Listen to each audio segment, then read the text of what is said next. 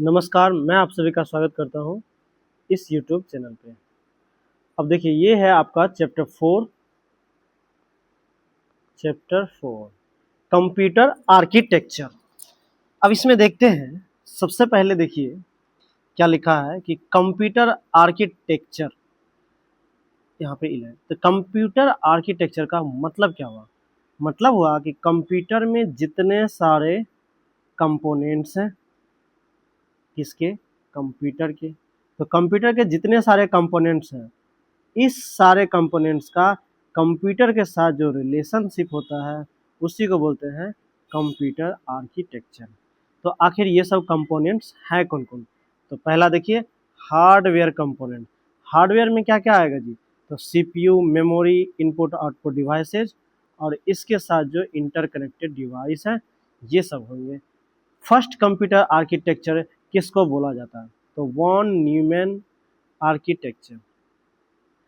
तो ये जो है वॉन न्यूमैन, इनको जो है क्या बोला जाता है? कंप्यूटर के आर्किटेक्चर, क्योंकि इन्होंने सारा कंपोनेंट्स एडजस्ट किया हुआ था।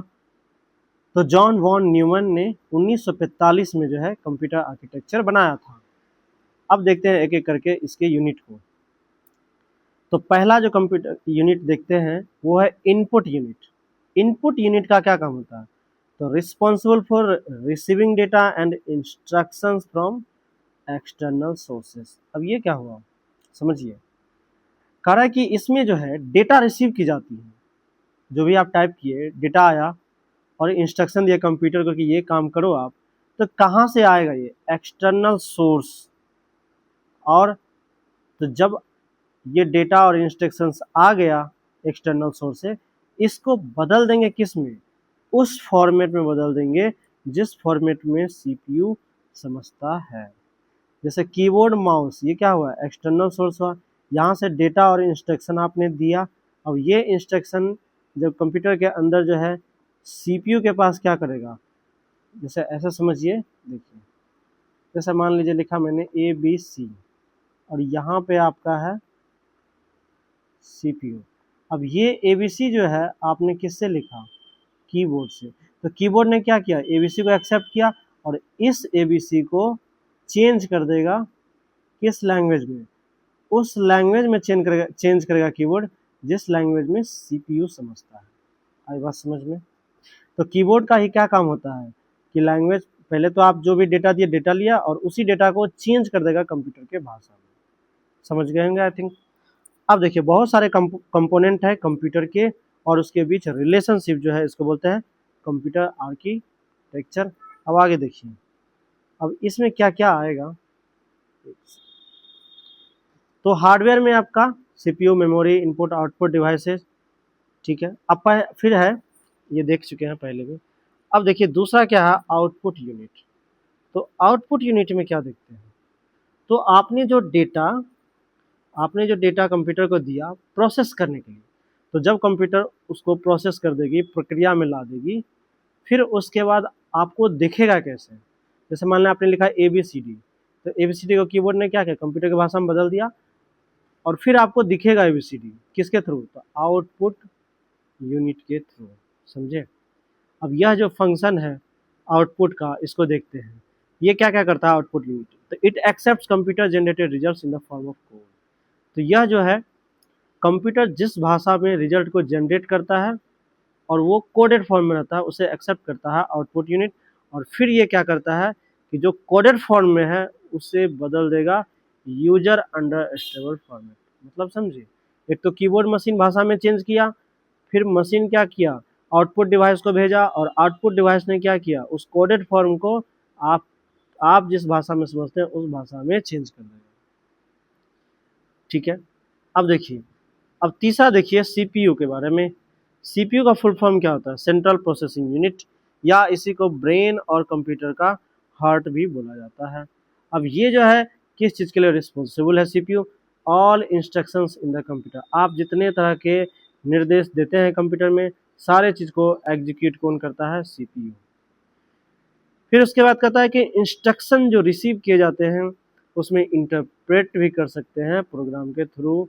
कहने का मतलब कि जो भी आपने इंस्ट्रक्शन दिया उस इंस्ट्रक्शन या निर्देश में निर्दिष्ट में जो बदलाव है कौन कर सकता है, तो वो कर सकता है सीपीयू।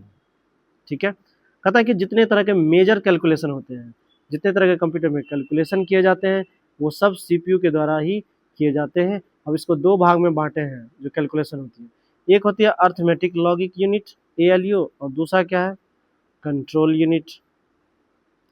अब देखिए एएलयू जो है किस चीज़ के लिए रिस्पॉन्सिबल है, तो जितने तरह के मैथमेटिकल और लॉजिकल ऑपरेशंस होते हैं वो एएलयू के द्वारा किए जाते हैं। अब यहाँ पे जो है एडिशन, सब्सट्रैक्शन, मल्टीप्लिकेशन, ये सारे जो है एएलयू यूनिट जो है उसके द्वारा किए जाते हैं। अब देखिए आगे क्या कहता है, आगे देखिए कंट्रोल यूनिट। ठीक है, तो एएलयू और सीयू, एक है एएलयू और दूसरा सीयू। अब ये क्या करता है तो ये जो है सीपीयू के ऑपरेशन को कंट्रोल करता है। फिर ये जो है मेमोरी में जो इंस्ट्रक्शंस है उस इंस्ट्रक्शन को आपको निकाल के देता है, फिर उसके बाद उसे डिकोड करता है और उस सिग्नल को एग्जीक्यूट करता है। कहने का मतलब कि जो भी आप कंप्यूटर को बोले करने के लिए और कंप्यूटर क्या करेगा उस इंस्ट्रक्शन को निकाल कर देगा। मतलब कंप्यूटर का आपने कुछ भी भेजा और उसने क्या किया उस कोडेड को डिकोड करके आपको भेजा, तो ये क्या है सीपीयू का सीयू का काम है। तो ये एक तरह से जैसे ट्रैफिक कंट्रोलर होता है, तो ट्रैफिक कंट्रोलर जो जैसे रोड पे होते हैं ट्रैफिक कंट्रोलर, तो वो क्या करते हैं सारी चीज़ को कंट्रोल करते हैं। जिस किसी को भी जो जानकारी चाहिए, जैसे मान लीजिए राइट साइड से जाना है तो वो बताते हैं राइट साइड से जाओ, तो उसी तरह का कंट्रोल ऑपरेशन जो है सीपीयू के सीयू यूनिट द्वारा की जाती है। समझ गए होंगे। अब यहाँ पे जो है सीपीयू और जो मेमोरी है और इनपुट डिवाइसेज है इसके बीच जो कंट्रोलिंग सिस्टम है वो कौन करता है सीयू, किसका सीपीयू का। अब देखिए आगे देखते हैं, आगे कहता है कि मेमोरी यूनिट। अब मेमोरी क्या करता है, तो मेमोरी जो है आपका डेटा को स्टोर करता है और and instruction required for processing bye the CPU. और जैसे मान लीजिए मेमोरी क्या करेगा डेटा का स्टोर कर लिया, इंस्ट्रक्शन को भी स्टोर करेगा। ठीक ना, किस चीज़ के लिए, तो सीपीयू के द्वारा जो प्रोसेस किया जाएगा। मतलब कि सीपीयू ही इंस्ट्रक्शन देता है कि मेमोरी में जाके स्टोर, मतलब मेमोरी में कुछ स्टोर होगा तो उसे भी कंट्रोल कौन करता है सीपीयू। ठीक है ना। अब आगे देखिए करा कि मेमोरी यूनिट में क्या क्या आते हैं, तो इसमें आ जाएगा आपका प्राइमरी मेमोरी। प्राइमरी मेमोरी में क्या क्या आएगा रैम और रोम। सेकेंडरी मेमोरी में hard disk SSD etc. Primary memory का क्या काम है, तो ये है शॉर्ट टर्म रैपिड डेटा। मतलब जैसे कोई प्रोग्राम अभी चल रहा है कंप्यूटर में आपका, तो वहाँ पे प्राइमरी मेमोरी यूज की जाती है। सेकेंडरी मेमोरी में क्या है, तो डेटा को स्टोर किया जाता है। अब यहाँ पे मेमोरी यूनिट में जो है कैच मेमोरी को भी यूज करते हैं। जैसे मान लीजिए to store frequently use data and management techniques. तो ये क्या हुआ, जैसे मान लीजिए जो डेटा बराबर यूज की जाती है ना, जनरली यूज किया जाता है डेली बेसिस पे, तो वो जो है आपका कैच मेमोरी में स्टोर रहता है। फिर कहता है कि रजिस्टर्स क्या होता है, ये भी एक तरह का मेमोरी है। तो यहाँ पे जो है to quickly accept store and transfer data and instruction that are immediately used by the CPU. तो यहाँ पे जो है तेजी से क्या करती है कोई भी डेटा को ट्रांसफर एक्सेप्ट स्टोर करती है कौन रजिस्टर मेमोरी यूनिट। और जो भी इंस्ट्रक्शन है सीपीयू के द्वारा जो यूज किए गए हैं उसे भी ये हेल्प करता है। मतलब कि उस इंस्ट्रक्शन को भी अपने पास रखता है जो सीपीयू उसको बराबर यूज करता है किसी इंस्ट्रक्शन को बराबर। अब आगे देखिए माइक्रो प्रोसेसर क्या होता है, तो माइक्रो प्रोसेसर एक कंप्यूटर का सेंट्रल यूनिट है। यहाँ पे ऑल इम्पोर्टेंट कंप्यूटेशनल फंक्शंस किए जाते हैं। यह एक सिंगल इंटीग्रेटेड सर्किट है जिसको आईसी भी बोलते हैं। और इसी आईसी पे क्या है सीपीयू होता है। मतलब कि जैसे मदरबोर्ड अलग है, रैम अलग है, लेकिन जब माइक्रो प्रोसेसर की बात करेंगे तो जैसे एक बोर्ड है ये, और इसी बोर्ड पे क्या है आपका मदरबोर्ड है, सीपीयू है, रैम है और रोम है, सारा चीज़ एक ही बोर्ड पे है, दैट इज इंटीग्रेटेड सर्किट।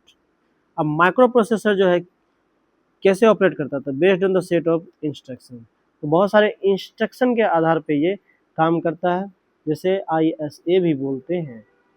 अब देखिए ये जो है किस चीज़ को डिफाइन करता है या करता है, the task they can perform, जो भी तरह का काम देंगे वो माइक्रो प्रोसेसर करके दिखा देगा आपको। माइक्रो प्रोसेसर को जो क्लासीफाई किया गया है, तो क्लासीफाई किया गया किस आधार पे, how many bits they can process at one, एक समय में कितना बिट्स को प्रोसेस करेगा, जैसे 8 bit, 16 bit, 32 bit, 64 bit processor. ये क्या है, तो जैसे मान लीजिए एक सेकंड में कितना काम करेगा। अब कह रहा है कि फर्स्ट कमर्शियल माइक्रो प्रोसेसर जो था वो कौन सा था, 4004। फिर है इसका एग्जाम्पल क्या है माइक्रो प्रोसेसर का, जैसे Intel 8086, Intel core i7, dual core Pentium, ये सब क्या है माइक्रो प्रोसेसर। माइक्रो प्रोसेसर का मतलब कंप्यूटर के जितने सारे कंपोनेंट हैं वो सब एक छोटे से बोर्ड पे फिक्स कर दिया जाता है। जैसे लैपटॉप आपका क्या है माइक्रो प्रोसेसर उसमें यूज किया। अब देखिए मदरबोर्ड क्या होता है, तो मदरबोर्ड एक printed PCB printed circuit board है। यह क्या करता है, तो जितने तरह के कंपोनेंट है कंप्यूटर का और इलेक्ट्रॉनिक डिवाइस, इसको मदरबोर्ड से कनेक्ट करता है। मतलब कि जो प्रिंटेड सर्किट बोर्ड है उसको क्या करेगा, सारे मेजर कंपोनेंट जो है कंप्यूटर का उससे कनेक्ट करेगा।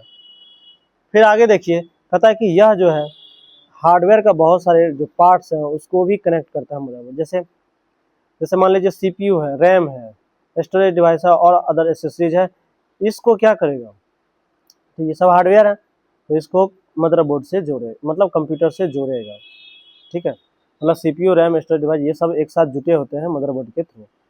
फिर है फंक्शन क्या है इसका, तो CPU को कनेक्ट करेगा, रैम को कनेक्ट करेगा, स्टोरेज को कनेक्ट करेगा, GPU को कनेक्ट करेगा और भी इसके अदर पेरिफेरल्स हैं। जैसे मान लीजिए एक city road network connecting building, मतलब किस, जैसे मार्केट है या अर्बन एरिया है तो वहाँ के जो रोड्स हैं हर बिल्डिंग को कनेक्ट करता है, ये बात। फिर कह रहा है कि transfer data between CPU, memory and storage via buses and chipset. तो CPU, मेमोरी और स्टोरेज के बीच जो डेटा का ट्रांसफर होगा किसके थ्रू, तो बसेज और चिपसेट के थ्रू। जैसे एक पोस्टल सिस्टम होता है जिसमें मैसेज डिलीवरी की जाती है। फिर कह रहा है बहुत सारे कनेक्टर, स्लॉट्स और पोर्ट्स होते हैं मदरबोर्ड पे, जो क्या करते हैं जी, कंपोनेंट्स, कंप्यूटर के जो अलग अलग कंपोनेंट्स हैं उसे कनेक्ट करता है। मेजर पार्ट जो है मदरबोर्ड का उसमें क्या क्या है, CPU सॉकेट, मेमोरी स्लॉट्स, है ना, chipset expansion slots, power connectors, BIOS, उसके बाद CMOS battery, input outputs and heat sink या फैन हेडर्स, मतलब कंप्यूटर को ठंडा करने के लिए उसमें फैन लगाया जाए। तो ये सारी चीज़ें जो है मेजर कंपोनेंट्स है मदरबोर्ड का। अब आगे देखिए interconnection unit through buses. Buses क्या है जी, बसेज भी कंप्यूटर में डिवाइस है जो क्या करता है, बहुत सारे कंपोनेंट को जोड़ता है। ये रैम के आसपास होता है। अब देखिए the interconnection of units describes how the various components of computer system are connected for communication and data transfer. CPU sends data, instruction and information to the components inside the computer as well as the peripheral devices connected. तो ये जो buses है इसका क्या काम होता है, जैसे मान लीजिए CPU है, CPU कोई डेटा कंप्यूटर के अंदर सेंड करेगा तो वो क्या करेगा, उस डेटा को स्टोर कर दिया जाएगा। तो किसके थ्रू, यही है बसेज के थ्रू। अब देखते हैं बस आर्किटेक्चर को देखते हैं, तो कॉमन कम्युनिकेशन जो पाथवे है जिसके द्वारा डिफरेंट कंपोनेंट जो है कंप्यूटर के कनेक्ट होते हैं और ट्रांसफर डेटा किए जाते हैं एक दूसरे के बीच, किसके द्वारा, बस के द्वारा। अब ये जो है बहुत सारे पैरेलल वायर्स होते हैं इसमें जो मल्टीपल कंपोनेंट होते हैं कंप्यूटर का उसको एक साथ जोड़ता है। हार्डवेयर कंपोनेंट जो है किसके द्वारा जुटा होता है, बसेज के द्वारा कंप्यूटर में, और जो इंटरेक्ट और कोलैबोरेट इजीली कर देता है किसके लिए, कलेक्टेड, मतलब जो भी डिवाइस उसमें लगे हुए। तो सबको ये मिला के क्या बोलेंगे, बस आर्किटेक्चर। कितने तरह के बस आर्किटेक्चर है, एक होता है इंटरनल बस और दूसरा एक्सटर्नल। इंटरनल बस में क्या है, तो यहाँ पे कम्युनिकेशन प्रोवाइड की जाती है कंप्यूटर के अंदर जो कंपोनेंट्स है एक दूसरे के बीच। अब यह जो है इंटरनल बस जो है, हाँ, इसे इंटरनल बस भी कहा जाता है। 3 टाइप्स के इंटरनल बसेज हैं, data, address bus, control bus. Data bus में क्या है, तो यह बस जो है क्या काम करता है, तो to send actual data from one component to other. एक कंप्यूटर में जो बहुत सारे कंपोनेंट है, एक कंपोनेंट से दूसरे कंपोनेंट में जो जाता है data, that is what data bus. और ये बाय डायरेक्शनल भी होता है, मतलब कि एक कंप्यूटर से दूसरे कंप्यूटर में और उस कंप्यूटर से पहले वाले कंप्यूटर में भी डेटा ट्रांसफर हो सकती है। किसके द्वारा? डेटा बस के द्वारा। एड्रेस बस क्या है? तो यह बस जो है रिप्रेजेंट करता है address where the data will be sent also, कि डेटा जो भेजी गई है और रिसीव की गई है वो डेटा, मतलब क्या बोल रहा है, represent the address where the data will be sent, कि डेटा को कहाँ सेंड करना है और कहाँ रिसीव करना है, ये एड्रेस बस के थ्रू पता चलता है। जैसे this bus tells the CPU whether to read और write data and when an operation has been, मतलब वही हुआ कि डेटा कहाँ पे रिसीव होगी और कहाँ पे सेंड किया जाएगा, ये स्टोर होता है एड्रेस बस में। उसके बाद देखिए कंट्रोल बस। यह कंट्रोल बस क्या है? तो responsible for sending various types of control signals. तो जितने तरह के कंट्रोल किए जाते हैं बस के अंदर वो है कंट्रोल बस। जैसे बस अब आगे देखिए एक्सटर्नल बस क्या है? तो ऐसे कंपोनेंट जैसे सीपीयू, रैम और अदर इंटरनल डिवाइस जो एक्सटर्नल डिवाइस के साथ जुड़े होते हैं, जैसे keyboard, mouse, disk driver, printer, तो ये सब क्या है जी? कंप्यूटर से जुड़े होते हैं एक्सटर्नल बस के द्वारा। एक्सटर्नल बस को ही पीसीआई भी बोलते हैं, सॉरी पीसीआई होते हैं इसके अंदर। उसका यूनिवर्सल सीरियल बस होती है, यूएसबी और थंडरबोल्ट होते हैं। अब देखिए इंस्ट्रक्शन साइकिल क्या होता है, इसको समझते हैं, ध्यान से समझिए। कहता है इंस्ट्रक्शन साइकिल जो है एक प्रोसेस है जिसके द्वारा कंप्यूटर क्या करता है जी? इंस्ट्रक्शन को रिसीव करता है, फिर उसे डिकोड करता है और उसके बाद एग्जीक्यूट करता है। जैसे एक देखिए फैच में क्या है? तो सीपीयू जो है fetches the next instruction from the memory and prepares it for processing. तो सीपीयू क्या करता है? मेमोरी से इंस्ट्रक्शन निकाल के देगा और इसे जो है प्रोसेस करने के लिए तैयार रहता है। फिर डिकोडिंग क्या होता है? तो इस स्टेज में जो है सीपीयू डिकोड करेगा और इंस्ट्रक्शन को निकालेगा और पता करेगा कि इंस्ट्रक्शन किस तरह का है और ये कैसे एग्जीक्यूट किया जाए। फिर एग्जीक्यूट स्टेज में क्या होगा? तो कैलकुलेशन और बहुत सारे टास्क सीपीयू के द्वारा किए जाते हैं एग्जीक्यूट स्टेज में। फिर है स्टोर। इस फेज में क्या होता है? सारे रिजल्ट्स को स्टोर कर दिया जाता है मेमोरी कार्ड में। चलिए अब देखिए कंप्यूटर में बहुत सारे पोर्ट्स होते हैं, है ना। जैसे computer ports are the connection points through which a computer connected to other device for exchange of data. अब कंप्यूटर पोर्ट्स ये क्या है? तो कंप्यूटर जो है अलग डिवाइस से जोड़ कर रखेगा ताकि डेटा का ट्रांसफर हो सके। पोर्ट्स की सहायता से बहुत सारे पेरिफेरल जैसे कीबोर्ड, माउस, प्रिंटर ईटीसी, ये सब जो कंप्यूटर के साथ कनेक्ट किए जाते हैं that is computer bye computer port के द्वारा। अब फैक्टर्स कौन कौन है जो सीपीयू को अफेक्ट करते हैं? जैसे देखिए क्लॉक स्पीड। क्लॉक स्पीड क्या है? तो सबसे पहली बात इसको गीगाहर्ट्ज में मेजर की जाती है और सीपीयू जो है यह और इसमें यह बताता है कि how many cycles the CPU can execute per second. एक सेकेंड में सीपीयू कितने साइकिल को एग्जीक्यूट कर सकता है। Higher clock speeds usually mean faster processing. तो हायर क्लॉक स्पीड जो है उसका मतलब होता है फास्टर स्पीड, मतलब आपका सीपीयू ज़्यादा स्पीड है। क्लॉक स्पीड ही सिर्फ डिपेंड नहीं करता है कि आपका सीपीयू कितना काम करेगा, ये डिपेंड करता है किस चीज़ पे? तो कंप्यूटर में कितने कोर हैं, आर्किटेक्चर, कैश साइज, इन सारे चीज़ पे भी डिपेंड करता है कि कंप्यूटर का स्पीड कितना है। नंबर ऑफ कोर्स, तो मॉडर्न सीपीयू जो है उसमें बहुत सारे कोर्स होते हैं जैसे dual core, quad core, etc. अब ये क्या करता है? तो बहुत सारे काम को एक साथ करने में हेल्प करता है। कौन? Number of core. जैसे मान लीजिए ये है, अगर हम बोले डुअल कोर है तो एक घर है, इस घर में दो रास्ते हैं बाहर जाने के लिए, तो आदमी क्या करेगा? एक तरफ से आएगा, या तो इसके थ्रू बाहर जाएगा या फिर इसी के थ्रू। दो ही घर, मान लीजिए 10 आदमी आ जाए तो क्या करेगा? वेटिंग करना पड़ेगा। लेकिन मान लीजिए ये घर है, एक दरवाज़ा यहाँ, एक दरवाज़ा यहाँ, एक दरवाज़ा यहाँ, एक दरवाज़ा यहाँ। अब यहाँ पे क्या होगा? जितना भी काम होगा आसानी से काम हो जाएगा। डुअल कोर मतलब 2 घर, क्वाड कोर मतलब 4 घर। तो जितनी कोर बढ़ेगी उतना स्पीड कंप्यूटर की बढ़ेगी, सीपीयू की स्पीड बढ़ेगी। कैच साइज क्या होता है? तो ये सीपीयू में एक छोटा सा मेमोरी कार्ड होता है जो फ्रीक्वेंटली डेटा को यूज करता है, मतलब जो डेटा बराबर यूज होती है वह कैच मेमोरी में सेव होता है। बस स्पीड मतलब यह एक स्पीड है जिस स्पीड पे डेटा ट्रांसफर की जाती है, या तो सीपीयू में की जाती है या सीपीयू से डेटा कहीं बाहर ट्रांसफर की जाती है। तो फास्टर बस speeds improve the overall the performance of CPU. तो अगर बस स्पीड है तो कंप्यूटर के ओवरऑल को ये अफेक्ट करता है। फिर क्वालिटी और स्टेबिलिटी की बात करें ठीक ना।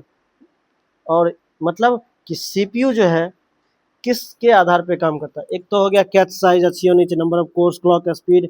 फिर कहता है कि बस स्पीड जो है, कहाँ चल गया, तो ये कह रहा है कि ये भी देखता है कि क्वालिटी और स्टेबिलिटी क्या है पावर सप्लाई की, मतलब जो बिजली प्राप्त दी जाती है कंप्यूटर में वो कैसे, उसके आधार पे भी कंप्यूटर स्लो फास्ट होता है। तो all factors combined affect the speed performance. जितने सारे फैक्टर हैं सारे कंप्यूटर के जो परफॉर्मेंस है उस पर असर करती है। चलिए हो गया। अब ये कुछ देखिए चार्ट्स हैं, जैसे देखिए मैं बड़ा करके दिखाता हूँ। जैसे यूएसबी सुने होंगे, तो यूएसबी भी बहुत तरह का होता है, जैसे micro USB, USB 3.0, USB C. तो ये जो है मल्टीपल डिवाइस कनेक्ट करने के लिए इजाद की गई है। यहाँ पे पेरिफेरल डिवाइसेस जैसे कीबोर्ड, माउस, प्रिंटर को जोड़ा जाता है यूएसबी पोर्ट के द्वारा। एचडीएमआई मतलब हाई डेफिनेशन मल्टीमीडिया इंटरफेस। अब ये एचडीएमआई पोर्ट क्या करता है, तो uncompressed digital video and audio connects peripheral devices such as keyboard, mouse, printer. अब एचडीएमआई में क्या होगा कि जो डिजिटल वीडियो है बिना उसको पावर कम किए, मतलब बिना उसको कम अनकम्प्रेस्ड किए हुए उसको आप क्या करते हैं जी, यूज करते हैं। तो ये यहाँ पे कैसे कहाँ पे यूज आता है, जैसे 4K 3D और मल्टीपल चैनल ऑडियो जब कनेक्ट करते हैं टीवी में, वीडियो गेम्स खेलते हैं, तो वहाँ पे जो है HDMI पोर्ट का यूज करते हैं। फिर है VGA। अब ये क्या है, तो ये 15 पिन का कनेक्टर है जो एनालॉग वीडियो को सिग्नल देता है या ट्रांसमिट करता है। फिर कहता है कि ये ओल्डर डिस्प्ले और प्रोजेक्टर में यूज होता था। अब यहाँ पे पॉपुलरली अभी क्या है, लेस पॉपुलरिटी है। क्यों, क्योंकि वीजीए की लोअर क्वालिटी थी किसके मुकाबले, डिजिटल कनेक्शन के मुकाबले। फिर है डीवीआई क्या होता है, तो बहुत सारे डीवीआई पोर्ट्स के टाइप्स हैं, जैसे DVI D for digital, DVI A for analog, DVI I for both. अब यहाँ पे क्या है, तो एक मॉनिटर को कनेक्ट किया जाएगा कंप्यूटर से, खास करके professional situation where high video quality, तो खास करके वहाँ पे इसको यूज किया जाता है जहाँ पे वीडियो क्वालिटी अच्छी खासी क्वालिटी में चाहिए होती है। फिर है इथरनेट। इथरनेट जो है 8P8C कनेक्टर्स होता है, इसको वायर्ड नेटवर्क कनेक्शन में यूज करते हैं। पोर्ट सपोर्ट जो है, अब यहाँ देखिए, यहाँ पे कंप्यूटर जो है एक लोकल एरिया नेटवर्क के थ्रू जो है जुड़ती है, मतलब कंप्यूटर एक एलियन के थ्रू जुड़ती है। इथरनेट जो है स्टेबल और फास्ट कनेक्शन देती है इंटरनेट एक्सेस के लिए, खास करके ऑफिस। जो तार वाला ब्रॉडबैंड होता है ना वो, तो इसमें क्या है, जैसे राउटर में लगाने वाला होता है इथरनेट। इथरनेट जो वो कोड है, ठीक ना, उस कोड को लगा के और फिर जो है डायरेक्ट डिस्प्ले को देख सकते हैं या इंटरनेट देख सकते हैं। फिर है थंडरबोल्ट, यह हाई स्पीड डाटा ट्रांसफर करने वाला पोर्ट है। यहाँ पे वीडियो आउटपुट होती है एक सिंगल कनेक्शन के द्वारा, और यहाँ पे जो डेटा ट्रांसफर होती है 40 Mbps 40 GB पर सेकंड के स्पीड से। थंडरबोल्ट खास करके प्रोफेशनल वीडियो एडिटिंग और गेमिंग सब प्लस यूज करते हैं। PS/2 पोर्ट, अब ये क्या है, यह 6 पिन का कनेक्टर है जो ऑल्डर कीबोर्ड और माउस में पहले लगता था। चलो, अब कह रहा है कि these are becoming less common in modern system, तो आजकल के समय में ये बहुत लेस हो चुकी है, मतलब इसकी महानता घट गई है। और यह जो है ओल्ड कीबोर्ड और माउस को कंप्यूटर से जोड़ता है। PS/2 पोर्ट्स जो है यूजफुल है किसके लिए, in scenario where USB ports are limited. तो जहाँ पे मान लीजिए यूएसबी पोर्ट कम है तो वहाँ पे लोग क्या करते हैं जी, वहाँ पे यूज जो है PS/2 पोर्ट्स लगा देते हैं, बहुत सारा पोर्ट होता है इसमें। फिर है पैरेलल पोर्ट। पैरेलल पोर्ट में क्या है, ये 25 पिन का कनेक्टर्स होता है। यहाँ पे जो है ड्यूटी मतलब ट्रांसफ़र की जाती है, मतलब transfer multiple bits of data simultaneously, एक साथ जो है बहुत सारे मल्टीपल बिट्स ऑफ डेटा को ट्रांसफ़र की जाती है। अब ये कहाँ पे यूज किया जाता है, तो प्रिंटर्स और कंप्यूटर के डिवाइस, कंप्यूटर जो डिवाइस है उसको जोड़ने के लिए।